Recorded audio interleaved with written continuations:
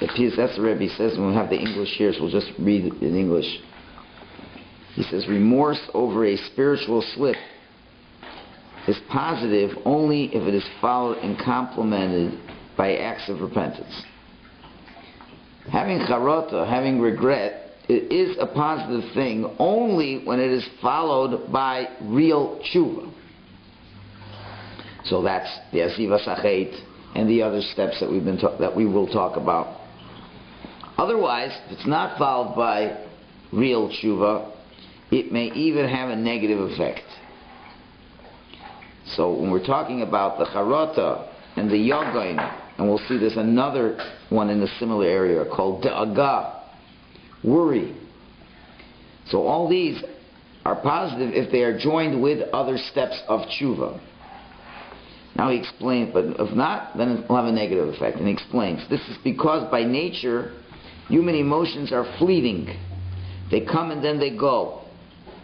Thus the feeling of remorse and anxiety, if not expressed in the world of action and reinforced through a real act of repentance, will just pass and cease to be. You could have you feel terrible about what's going on, you have tremendous regret, you have tremendous concern and worry, but that all is part of the emotional swings that we have. So we're swinging in this direction, really feel terrible about it. Fine. But the emotion will swing, the pendulum will swing the other way, and then it'll end at nothing will come out of that. And he says a very interesting psychological observation. Instead of remorse, you will just feel relief. Relief from the pangs of remorse. Person has charata, person has yogain, person really feels bad. Now, we're assuming you feel bad. If you're just saying the words and you're not even feeling bad, but you really feel bad, and you're sad. Now, what you're supposed to do is now get to work. Now do the other steps that are necessary. Stop doing the Aveira, etc. But if you don't, what will happen is this terrible feeling of regret and remorse will stop eventually. And when it stops, you feel this relief. You feel better. You may then think that your relief is your soul's joy at having rid itself of the cause of remorse. You will think you're feeling better because you've done tshuva and it's out of the system. But this is not so. Your soul is still ill, full of unrealized remorse. You felt terrible about it, but you didn't really change anything. So you felt bad while you were remorsing, while you were having charata. You felt terrible when you had this yogain that we're going to discuss. And what am I going to do? But then you don't do anything, and then things feel better. And you think, I'm better because I'm a better person. So this is the typical high holiday syndrome, typical non-Jewish concept of confession. Where a person, you feel, this idea, you feel a lot better talking about it.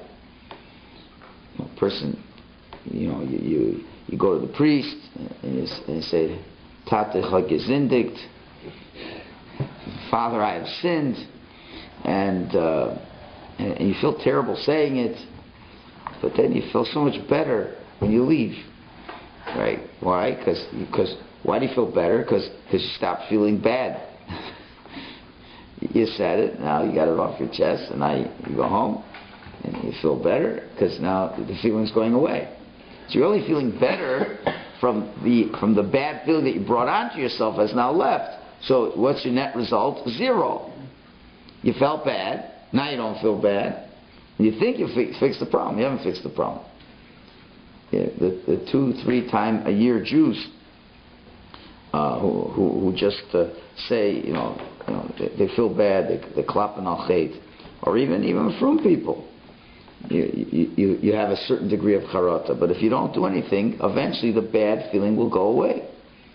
And you mistakenly think that the bad feeling is the big sign that you've done tshuva, because now you feel good. And you think that's not true. And that is what our sages meant by saying that sinful people are full of remorse. It says the Rasha always has regrets. He always has regrets. Why? Because that's all they have is regrets. They have regrets, but they never really acted on those regrets. So all those negative things, they keep coming back. You do the same averos over and over and over. You regret it over and over. You feel terrible over and over. It feels better for a little while. You think everything's fine, and then it comes back, and back to the regrets. So that's as important as we're going to see, and it's a good follow-up to the first two, and it's a good intro to this next one. You're going to see how important Yogon is, and Yogon really, you're going to really feel bad now, guys. Okay, I don't know if you felt bad yet, but if you haven't, you're going to really feel bad now. So you have to be careful to not think, okay, once we finish step 3, I've regretted, I've stopped doing it, really feel bad, okay, let's call it a day. Especially since this is going to be the last day of learning at this time slot, which we'll talk about later at the end of the class. So we have to figure out how to continue this. So we don't want to leave you just with Yogon, just for you to worry and have concern. So let's begin now. This next piece, again on page 18, the third principle. Ha'ikar ha'shlishi ha'yogoin. The third principle now is yogoin. So he calls it sorrow, and I don't know, you have to be an English language expert to know which words faithfully translate yogoin. We'll translate it by going through the next page and a half. That's going to tell us what yogoin is. And that's going to be the definition. That's Rabbeinu Yonah's definition of yogoin. It doesn't matter what the English dictionary is, because you're going to get these ideas, I think sorrow means this way, anguish, worrying, concern. The English words aren't going to help us. It's only one word, yogoin. And that's we got to know. In the Torah many times it writes the word yogoin. So we got to know. So here we have the dictionary. Rabbeinu Yonah is the dictionary of what yogoin is. And we're going to have to understand the difference in yogoin and charata. Charata is regret, and yogon is sorrow, or yogon is anguish. So in English it gets difficult to split the hairs. So we will see. He will explain it all. So he says, Yishtoinen kil yoisav. A person should be stung to the very depths of who he is. Like kil yoisav literally means his kidneys. Like it goes really inside. V'yachshav, and he thinks, Kama Rabba Ra'as Mi Shehimra Es Yitzra. How greatly evil is it for the one who rebels against his Creator. And therefore, V'yagdil Yogoin Bilvavoy. And therefore his Yogoin will be magnified in his heart. V'sar Mischoleo B'rayon Osav. And a storm is whirling inside of his thoughts. V'yaneach bimrirus leiv, and he sighs with a bitter heart. Ki yitochen sheyischareit v'yera beinav al chatoso asher chata, because it's possible a person can regret, and it really could be bad in his eyes, the sin that he did. But v'lo hishlim chuko baseh, but perhaps he hasn't done everything that's necessary spiritually in order to take care of the issue. And we'll have to see exactly what he means by that. But May hasn't done everything, hasn't done the proper tshuva. Alright. Kigam hefsed dinar or isar. Because even if a person loses a little bit of money, dinar and isar, those are small coins in the Talmudic times. Kosher bein adam. It's hard for a person. What if you lose a $100 bill? How bad do you feel? You feel bad. You feel bad. You lose $100. $1 already, I don't think anybody feels bad anymore. Maybe a little kid. $1's nothing. It's $100. You went to the ATM machine and you took out $100, and then you lost it. You feel bad. You feel bad. Achim ovad ashro be'inyan ra v'yotzi noki min chasav. But what if you just put a mortgage on the house on a surefire investment that everyone says is for sure going to triple in 1 month's time? So you take out the whole house. You have $400,000 of equity in the house. You clean it out. It's only going to be for a month. And then you borrowed another $200,000 from a loan shark. And then you wake up and all $600,000 is gone. All your life is going to feel a little bit worse. There's a big difference. Nafsho alov te'evol. His soul will be in mourning. V'tichbad anchaso v'nafsho moralo. His sighing will get stronger and heavier, and his soul will be quite bitter. Okay. So let's finish up the sentence. V'chein al tsaros ros v'rabos ke'evo netzach v'yogon bilvovo yomam. And so for the great sorrows and the pain, the eternal pain and concern that he has daily in his heart for what has happened. Okay, let's stop already here and try to understand what's going on over here. So he is talking for people who live in his time, 800 years ago or so. You know, it's tough talk. And a person is basically, he's saying, a person should think how awful it is that I rebelled against the one who created me. That means a person realizes that Hashem creates you, realizes that Hashem sustains you. It means that the level of the persons of Avera was one in which he knew good and well what he was doing was wrong, at least after he's done it, and many times even before. And you know, he has a recognition of his connection to Hashem at a point, but then he realizes what he's done is so wrong, and it's nothing more tantamount than a rebellion against Hashem. If you really understand what's going on, it's an amazing chutzpah d'Avera. And now he's thinking how awful it is for him to have to live through this period of time in a state of rebellion. You know, that's very strong. Where he's the person's saying, I took what Hashem gave me. He gave me resources to live by, and I used it against him in a state of rebellion. And that really, when you say your tefillah zakah before Yom Kippur, it's in the Machzor, the prayer before you usher in Yom Kippur, the 5-6 pages, really is filled with yagoin. You talk about every organ that God gave you, and God gave it to you for a certain purpose, and you didn't use it for the purpose. How can I come before you now where I've damaged everything you've given to me? It's all from the good old day, the old-fashioned way of understanding reality, which is the truth. But it's the hard truth. It's the harsh truth. And, you know, it could be for today, for most people living in today's society, that these words are not so relevant. Not to say that the concept isn't relevant, but the degree of intensity of the way he's saying it may not be so relevant for us. It was, again, we don't sense it. We don't sense how much damage we've done. We think things are pretty good. We don't think I've done such a terrible thing already. We're like, okay. Like we said before, that was a speeding ticket. I got a lot of speeding tickets. So I'll find someone to help me fix the tickets. And, you know, and then everything's fine. Right? But so people don't really realize the depths of this. And sometimes, you know, when you start talking like this, I mean, it's pretty fire and brimstone-ish. And people just turn off. They don't want to hear it. So we've got to, again, massage the words of Rabbeinu Yonah. We're not changing what he's saying, God forbid, but just giving it a little bit more relevance for what we're talking about over here for ourselves. So that there is still what to draw out from Rabbeinu Yonah. Now, if you really, you know, stark into Musar, then you just take the words and say, I hear this. But 95% of the world is that's why people don't learn Rabbeinu Yonah. It's too scary. You know, I want to hear nice stuff. Don't tell me how bad things are.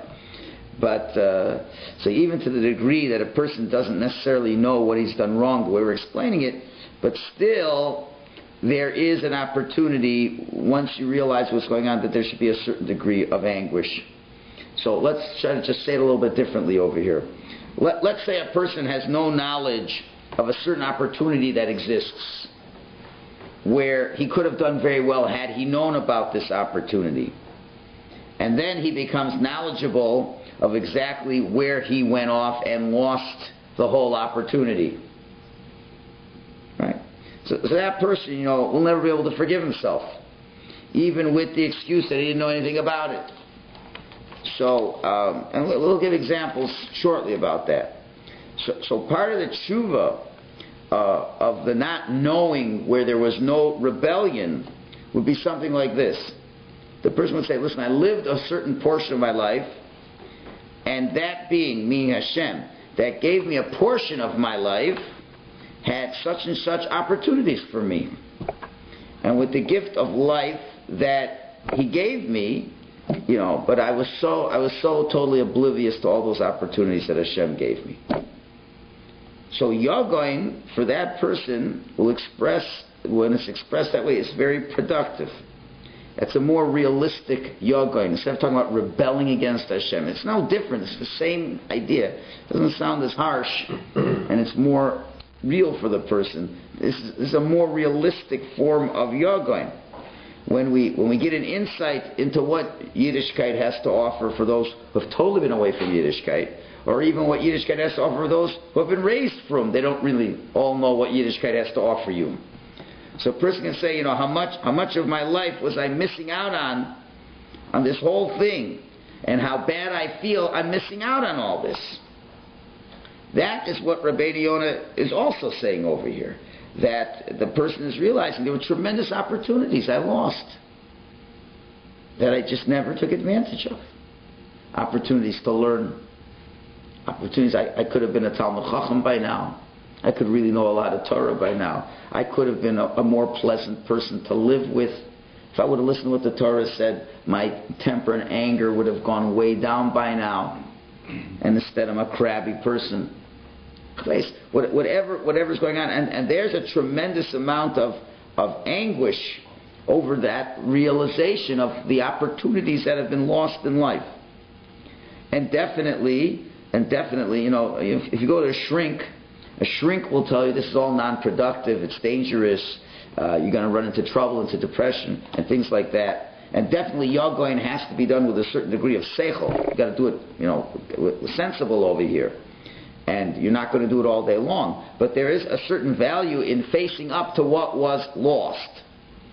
Because if a person always tries to run away from things and always denies himself and says, I never really lost anything. And this is one of the great frustrations that a rabbi has speaking to the high holidays to the 3-time-a-year crowd. They don't think they've lost anything in terms of God and religion and Torah. And they don't realize. So you're trying to get them to understand that they've lost something. But a person says, I never really lost anything. So if you really believe that, then as far as you're concerned, you never really lost anything. And you can't continue the Teshuva process. So what do I have to do Teshuva on? So, and we run away from it because we can't cope with it. We don't think we can cope with it. So to a certain degree, that sense of feeling of a loss of spirituality, a lost opportunity, is helpful. It has to be measured out, and not all day long, but it's helpful. And that honesty of being able to go over a certain part of your life, and from that make a true assessment of it, and be able to say to yourself, well, I really look back and I really feel I've lost something, and I'll do better in the future. So that when I review 6 months down the line, I'll see that things are a lot better. And that's what Rabbi Yonah is talking about over here. So that's already a little bit more positive. It's a little bit more positive way of looking at it. Still painful, but a little more positive. So let's them continue a little bit more, and we'll see how he's bringing this all out over here. He says, V'yoser mehema, and more than this, Roy shitstar ve'yoneach mishehimras Hashem yisbarach v'hishchis v'hisi v'alilu lefonav v'losachar yotzer asher bar yesh me'ayin. It's a long sentence. He says, and more than this, a person should be in pain, and he should savor the fact They rebelled against Hashem. He destroyed, and he acted in an abominable way against Hashem, and he didn't remember his Creator who created him something from nothing. He did an amazing kindness to him. And Hashem's hand has always been guiding you at every moment. And sustains his soul at every moment. How could his heart be filled to anger Hashem? And how could he cloud up his eyes of sin, from allowing his heart to understand what was really going on? And a person who's intelligent, who opens up his eyes, these words will get etched in his heart. And will go into the chambers of his spirit. The person really thinks about this. So now, with these words, he's starting to help us to get understanding what's the difference in charata and charata and yogain.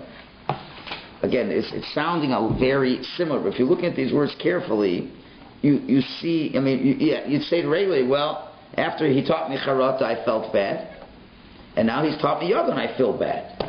So I feel that, they both make me feel bad. So how are they different? Right? So the answer is, charata is saying, I shouldn't have done it. It appears, charata, I shouldn't have done it. It's terrible to rebel against Hashem. And Yagon seems to be saying the same thing. So how does Yagon occupy a new place within being its own principle of tshuva? Where's this line of distinction between Yagon, between the charata and Yagon? At what point does the charata stop and the Yagon begins? It's going to be very important to know this. So what's that deciding factor? So we'll say like this. And he's really saying it, but you have to bring it out. So again, let's go back to the business analogy, right? A person has an option to put in $10,000. We're going to reverse it now. Has an option to put in $10,000 into an investment that will make him $1 million. And certainly after he hears lately what's going on, he's reluctant. He decides not to. A week later, it becomes very clear that he should have. Because all his friends now have just bought BMWs and things are going pretty good for them. So it becomes very clear he should have, and now he sees himself, losing out, or the reverse, or he lost tons of money. Either way, however you want to play it. So now, really, there are two distinct things that are going on over here. Number one is you made a decision that was wrong. So on the one hand, you regret the decision that you made. And you regret it for a certain amount of reasons. I should have been more trusting of this person, or I should have been less trusting of this person. I should have not been so cheap with my money. I should have, I could have risked whatever reasons. And you have genuine regret that I either should have or I shouldn't have done that happen. But then there's the second step, and this is where we get into yogain, where the person goes out of his mind with the situation that he's now created by having made that wrong decision. Right? In other words, should I or shouldn't I have done it? That's academic to yogain. That was the charata. Should I shouldn't have done it. That was charata. Yogain is the discomfort of having to live in that decision. Yogain is the situation of recognizing after I've done the wrong thing, I'm uncomfortable with the situation which I have created. So yogain isn't just saying I regret alone what I did, but I'm uncomfortable with what I've done, and with that we'll be able to understand the next paragraph. There's a number of years ago, I don't remember his name, there was a player for the Oakland Raiders. And he wakes up one fine morning in Tijuana, and from being drunk, and he wakes up and then realizes today is Monday. Where was I for the Super Bowl?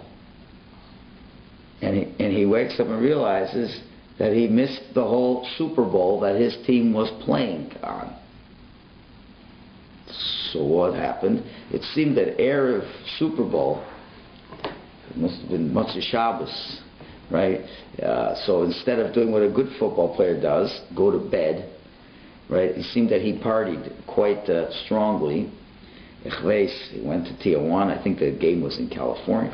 So he goes there and he got drunk and this and that, and the next thing he knows, it's Monday morning, and he missed the most important day of his life. You know, a football player dreams to be in the Super Bowl. I don't know if you could appreciate this. But I mean, this is it. You know, you win, you get a Super Bowl ring. It's like unbelievable. Even if you're just on the sidelines, you don't even play, you get a ring. You know, it's an amazing thing. It's like for a non-Jew, this is like heaven on earth.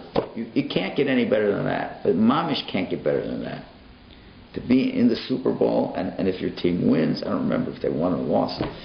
You know, and then he wakes up and you can imagine the team. Where was he? They don't know where the coach doesn't even know where he was. What happened with the guy? And he wakes up on Monday. Now, can you fix it? Can you go back in time and fix it up and go back? Now certainly. So now let's analyze. So Charata was, I made a big mistake partying in Tijuana. That was a big mistake. He regrets doing that. If I could do it again, I wouldn't have done it. But now he has to live the rest of his life knowing that he ain't going to be in a Super Bowl. And he missed a wonderful opportunity. That's Yogoy. Now again, you guys are really saying, I wouldn't feel that bad. I wouldn't, But if you were him, you would really feel bad. Because now look what kind of situation I'm in. It's not, how hard it's going to be to ever be that way again, to get on a team that will get into the Super Bowl. It's like, so that is Yogoy. That the situation, the truth is so clear. It was so dumb. It's not just, not like, how could I have done it? It's like, what's going to be with me? It's like, so bad. Or if you, as I said, a little more relevant, let's say you hurt someone's feelings. Insulted somebody in public. But like the fallout is way more than you anticipated. Way more than you anticipated. That you thought, it's a nice joke on the person, nice trick, a nice snide remark, and okay, I'll give him a dig, and and then that person took it. Whoa, you never thought. And the truth is, it was a lot worse what you were doing than you thought you were doing. And the person, mom, is just screaming and yelling at you, and the person says, we were friends for all these years, now I know you never meant it, and this and that, and I hate you. And you go, whoa! So then you say, you know what? If I do it again, I really regret doing that one. That really wasn't as smart. I thought it'd be, people would say how clever I am that I said it, but now I say, no, it wasn't so clever. But now, what about the situation now? And like, don't you realize what kind of terrible person you are to have done that? If you really think about it, only a terrible person would have done that. And how do you know how terrible you are? You see how much pain the other person's in right now. So that's the yoga. Now, is this getting a little clearer? Okay, now he's going to explain it more in the next page. But it's like totally, like, it's so bad what I did. Like, you went and didn't tell your wife that you mortgaged the house on this investment. And it was her parents who paid for the house. This is quite often the case. If you pay for the house, you usually don't invest that quickly. But so you imagine, so that and that's it. There's no house, there's nothing, and so I really made a mistake. How could I have done such a foolish thing? That's that. But then you're like, what kind of person am I that does such stupid things? That's a whole. How can I look at my wife? Like there was a certain degree of trust.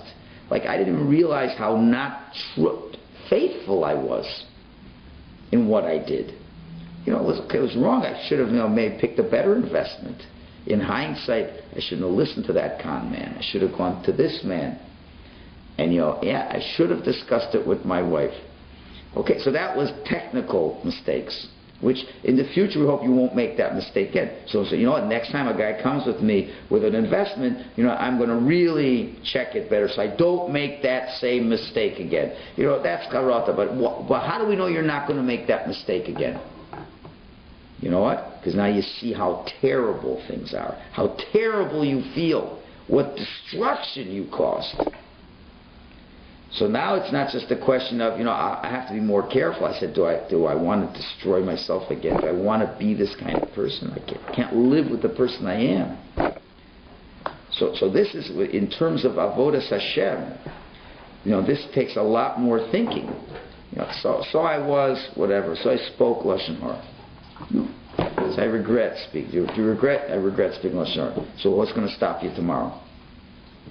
What's going to stop you tomorrow from speaking Lashon Hara? You have to go deeper and realize what this Lashon Hara really meant, what it meant to speak Lashon Hara for the whole year, how devastating this really is. And it takes a lot more understanding to realize how bad it is, how terrible one is, and how terrible the situation is, and what destruction really happened, what are the lost opportunities.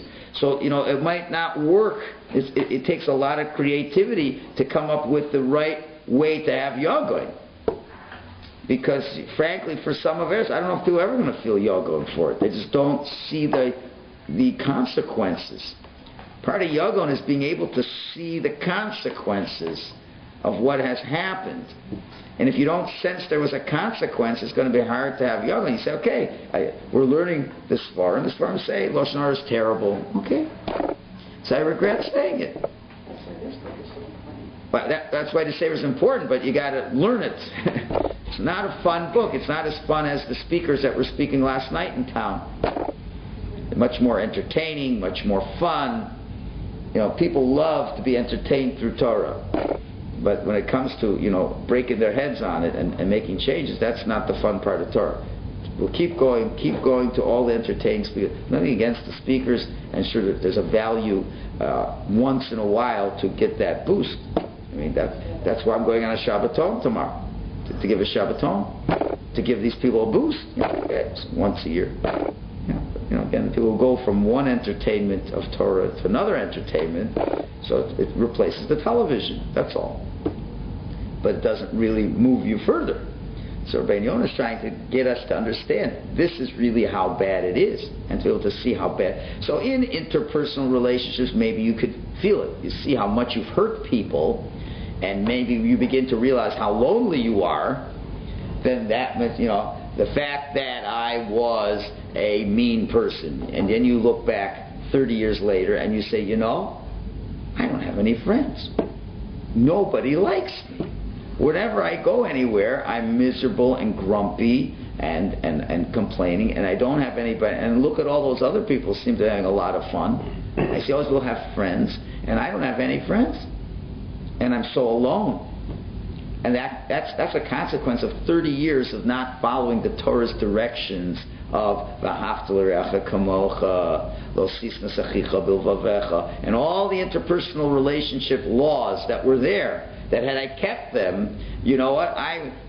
You see the other guy over there. People get convinced that there's going to be a lot of charata, a lot of yogaing for many people as they get older. People who are the Woodstock generation should be coming into lots of charata and lots of yogaing. We're only going to have, we decided not to have kids.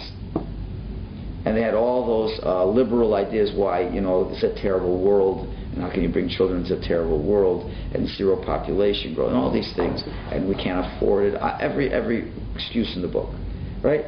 And then when you're old and lonely, and you see that the guy who you said was an idiot, the rabbi who had 9 kids, what crazy, and every time you saw him, you insulted him, made fun of what he does.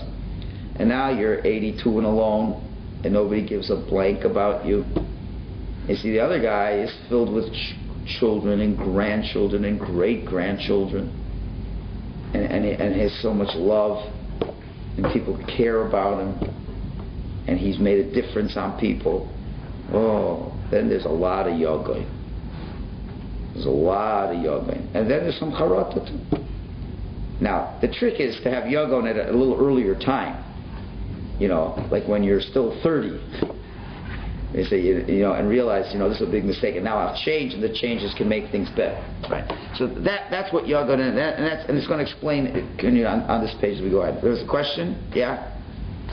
Isn't it like yogain is the highest level of sadness, where it cannot be repaired by us, human beings, only by Hashem? Who? Did you read ahead when you? Did you read ahead? Very good, very good. That's what he's going to talk about. He's going to talk about how important this level is. It's exactly correct. Let's take a look. He's going to explain it now. So now, going to the next page. He says, now here, and you're going to see how important this is. You'll see, he's going to say in a minute, the most important of the 20 steps. Again, alone, it won't stand alone, but it is the most important of the 20 steps. Umadregas hatshuva malo seha lefigodol hamarirus va'otzem hayogoin. He's saying, and there's the levels of tshuva that you will be able to achieve at the end of this process all depend on how bitter and how strong your yogoin is. Of all these steps, Hashem has chosen that yogoin is that component. Upon the basis of how intense this component is, that will be the definition of the person's tshuva. If you don't have any yogoin, you're not likely to have any tshuva. You can have a lot of regrets. You can even do the other steps he's going to talk about. You can even stop doing the sin. But if the yogain is strong, then the amount of tshuva. And he's going to explain this very beautifully in the next few words. He's going to say now. One second. Yeah. Vehi tshuva, and this is a tshuva that comes from what? Asher tovo miderech tohar hanefesh v'zakus sichlo. This is a tshuva that you'll get out of yogoin that comes from a path of purity of soul and purity of intellect. What does that mean?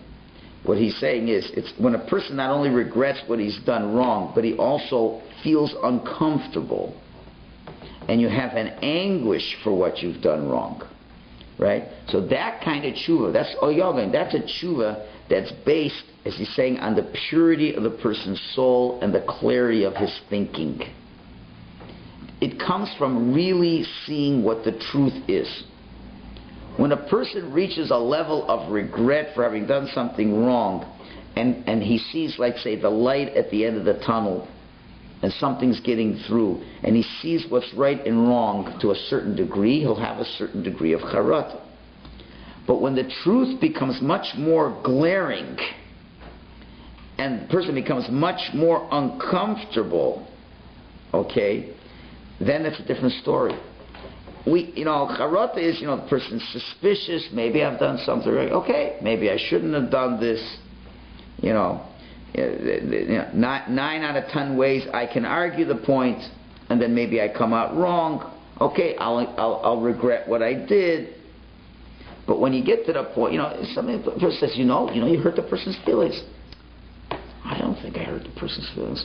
You did. Okay, you think I hurt the person's feelings?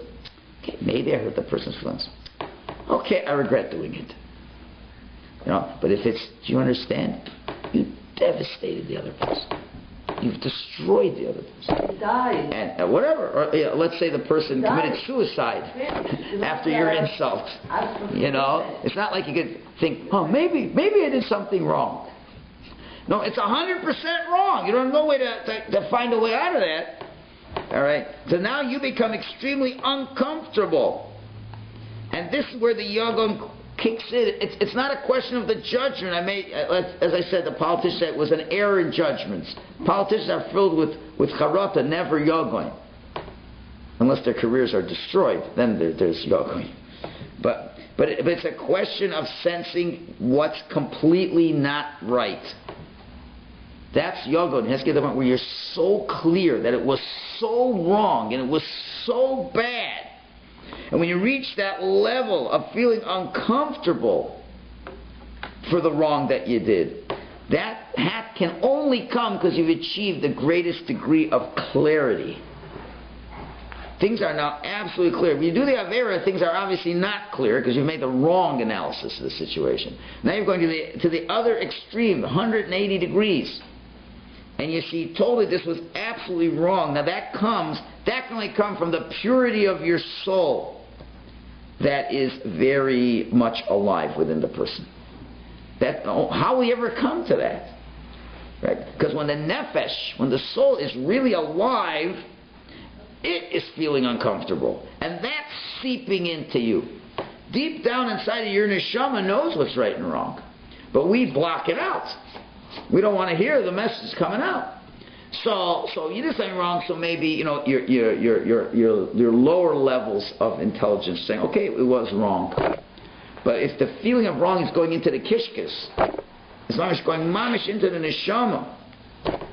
So if the neshama is half awake and half asleep, so to the degree that you're asleep, you might make an intellectual decision that what you did was wrong, but it won't still bother you so much. But if the neshama is alive, it's going to really bother you, and you won't be able to tolerate the situation that you're in. Right? So these are much higher levels that a person is able to reach. And when you reach these higher levels, and the neshama, this is what do you want to call it, the real Jewish guilt. The real thing. It's really coming from inside the person. And it's coming from a tremendous amount of truth. And truth, really, if you find it, has a lot of force to it. If you really have truth, it's very compelling. And Rabbeinu Yonah is saying that a person can reach such level of truth that he's compelled by that truth. And when a person feels compelled by the truth, he feels uncomfortable by what he knows is not the truth, and he's in that world of that untruth. So on the highest levels of being connected to the truth, there's a certain degree of not being able to swallow anything that isn't true. And when that happens in your own life, when you view something in your life that the whole thing that you did was a mirage and you were fooling yourself, that's when Yogan gets into the situation. When you reach this level of truth and you're feeling so uncomfortable with the lie that you were living, which you thought was true and it's not, that's where the Yogan comes in and he'll continue this. So tomorrow I'm out of town. I'm leaving at 4 in the morning. So, and we're not going to have slichas for the next 2 weeks. So it would really be very cruel to end this at this point. So I don't have an eitzah, right? So the only eitzah I think of is to continue this at night. So what I'm suggesting is that like at 8:30 before Maariv, which is at 9:15, we'll learn this next Monday, Tuesday, Wednesday, maybe Thursday, and then we'll have Maariv, and I'm going to be switching my Gemara schedule around or whatever. So we'll put it in the bulletin, please. We'll reconvene Monday night at 8:30 for those who want, and if those who can't, you have me either video or audio to follow along.